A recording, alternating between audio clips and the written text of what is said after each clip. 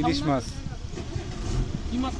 ইলিশ মাছ আমার গাড়িতে আছে 137 কার্টন মাল।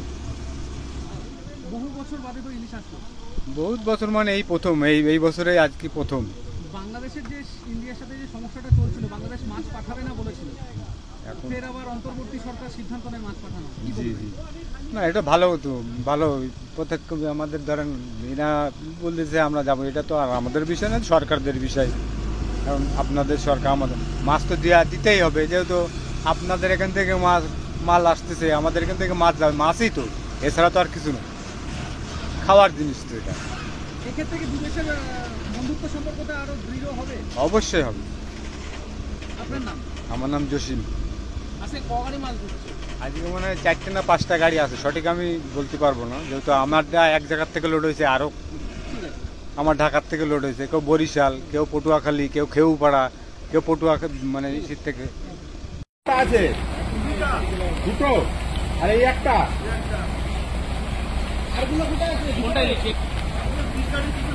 তিন গাড়ি, 20 গাড়ি।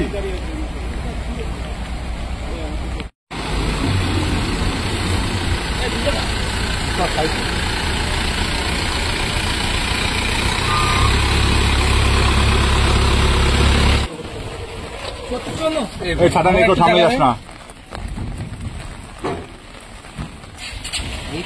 কই মেয়ের বার কোনটা? চলো তো, মাল হাতে তোলো না, দুজনে দুটো করে দেখা যাচ্ছে, দুটো করে হাতে তোলো না, মাছ দুটো করে মাছ হাতে তোলো। লেজ ধরো, মাছের লেজ ধরো,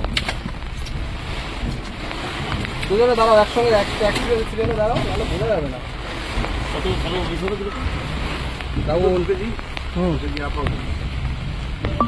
পড়ে যাচ্ছি, পড়ে যাচ্ছি।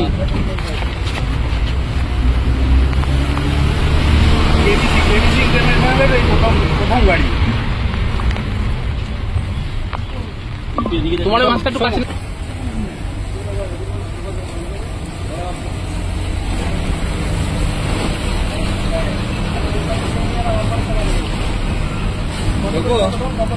বাহ, সুন্দর ছবি হয়েছে দাদা, কেউ কিছু করবে না।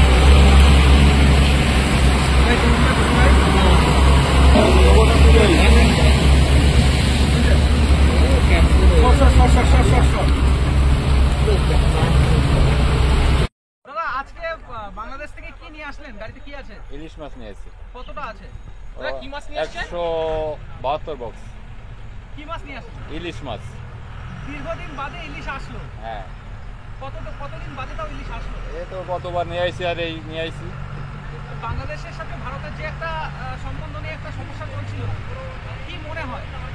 মনে হয় কি অনেকদিন পরে ঝামেলা চলছিল, তারপরে মাছ সংশোধন হওয়ার পরে ঢুকছে প্রথম। কতটা ইলিশ ঢুকলো? শুনে কয়টা আছে বলতে পারবো না। কয় গাড়ি? আপনার গাড়িতে কতটুকু মাল আছে? 172 বক্স। আজকে প্রথম গাড়ি আপনার? হ্যাঁ, আমারটা প্রথম। বাংলাদেশি ইলিশের দাম কেমন এখন? সঠিক বলতে পারবো না এটা।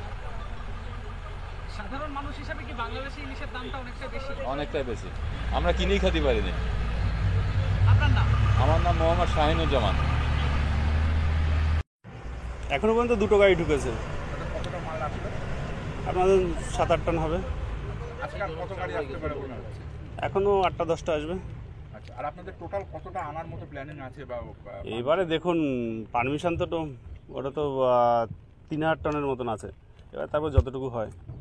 আজকে কি এই মরশুমে প্রথম মাছ ঢুকলো? আজকেই প্রথম মাল ঢুকলো। এই মাছগুলো এখন কোথায় যাবে? এগুলো বিভিন্ন মার্কেটে যাবে, কলকাতায় যাবে, শিলিগুড়ি যাবে। মোটামুটি কতদিন পরের থেকে বাজারে পাওয়া যেতে পারে? কালকের থেকে পাবেন।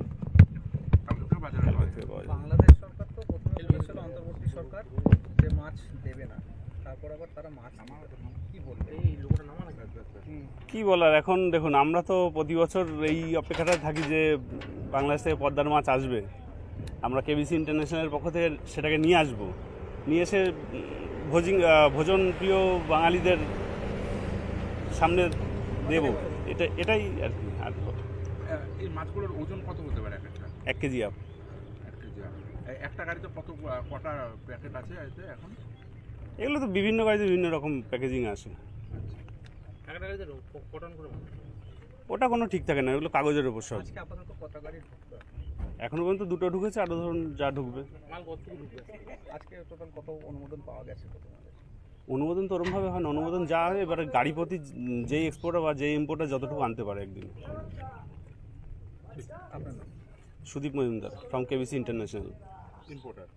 ইম্পোর্টার কর্ণধার রঞ্জন বিশ্বাস।